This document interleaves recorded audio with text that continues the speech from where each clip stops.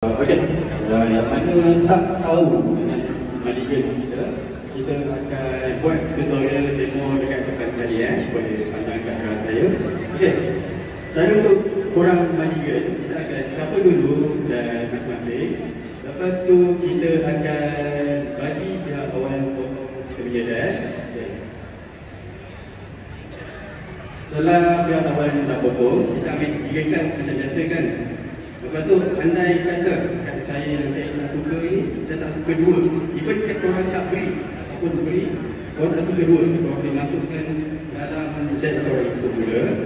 Lepas tu, korang shuffle balik dan bagi pihak awal potong semula dan ambil balik 2 kad.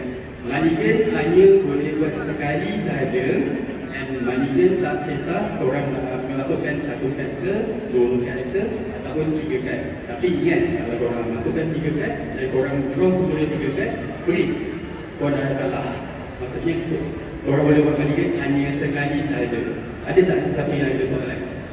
Okay, saya permulaan sahaja. Maksudnya first 3 kad yang pertama saja. Ada soalan lain ke?